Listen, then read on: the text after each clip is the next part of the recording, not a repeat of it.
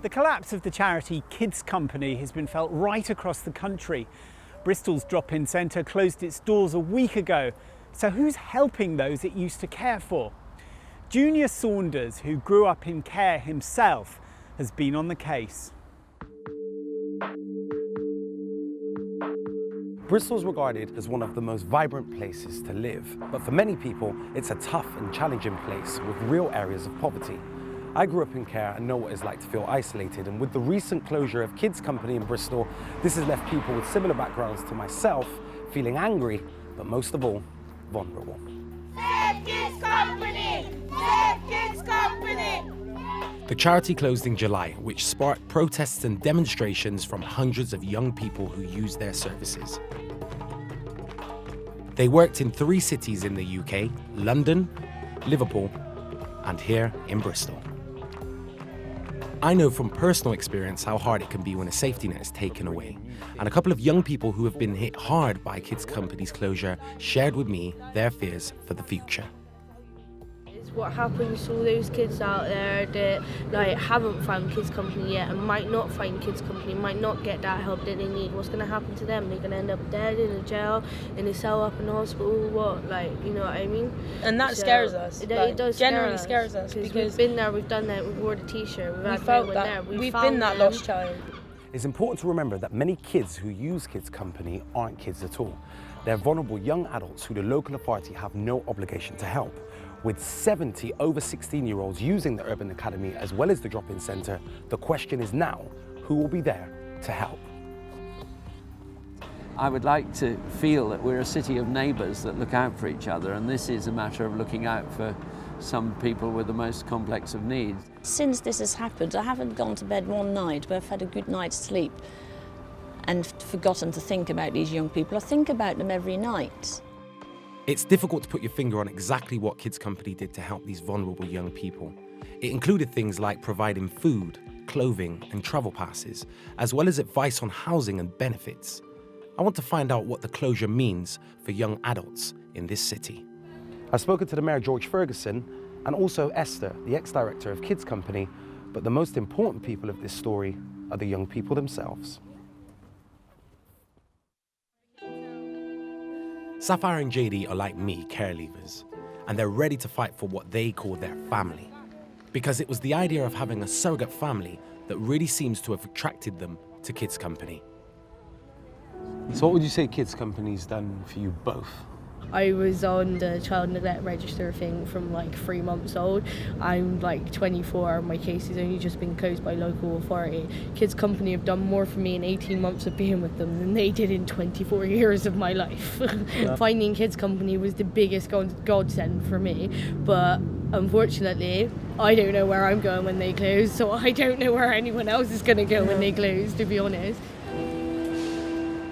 So I'm outside the island, which was formerly the Kids Company drop-in centre, and as I stand here, it takes me back to the conversation I had with Sapphire and JD about how important this service was and about how this was the focal point of new beginnings in their life after being in care. And being stood here now and thinking about their experiences, to know that they can't come here anymore is a true loss to our city. The question is, where do we go forward from here? One man who can go some way to answering this question is Bristol's Mayor, George Ferguson. He approved funding to keep the island open for an extra month, ending on September 3rd, during which time around 25 young people per day used the drop-in service. I had a long conversation with both Sapphire and JD and others because I wanted to personally understand the position they're in, and it was more informative than any conversation I've had with any adult. One of the issues that came out of my conversation with Sapphire and JD was the feeling that they can't trust local authority services. So what can the local authority implement into their learning style and their delivery to service users who are now going to come back from the Kids Company closure? The difficult ones, the ones that completely relied on Kids Company, which is a relatively small number. And I don't think anybody disputes that. The best thing we can do is helping direct young people to the appropriate service rather than saying this service is going to take over the work of Kids Company. I met with George today and I could see that he was passionate about tackling the issue. He's working with other organisations, but unfortunately there isn't enough money to do everything they'd like to do. But it's not all about money, it's also about relationships with people. There are really good social workers, but I think there are also misinformed social workers. They have the greatest intentions, but they don't know how to fulfill the intentions. So what would you say to anybody who's working with somebody right now about how to get through to young people? Take a leaf out of Kids Company's book. Yeah.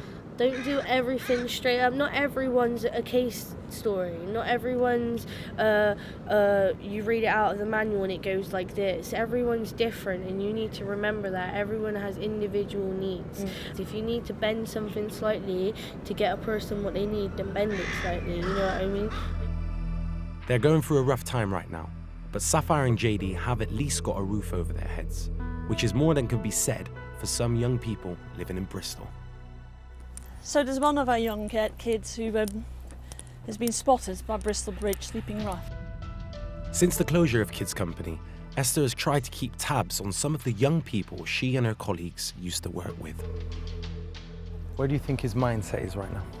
Oh, I think he feels absolutely desperate. He's only a young lad, about 19. He's had multiple suicide attempts and we've helped him with his emotions around the issues that he's had. And I just feel desperate as to what he might be feeling at the moment, thinking that there's nobody out there to love him and care for him. So as we approach the Bristol Bridge, what's the first thing that stems into mind?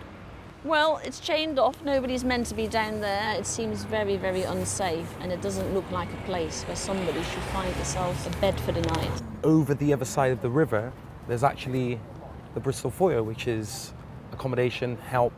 Absolutely, and many of our young people were in the Bristol Foyer, and it makes me feel absolutely devastated that it's so near yet so far.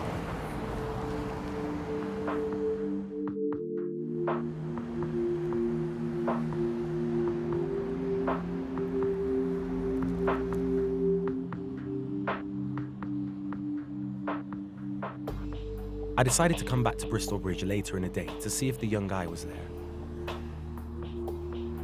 All around there are people enjoying a night out, and that kind of sums up Bristol. Success and desperation living side by side. He's not here.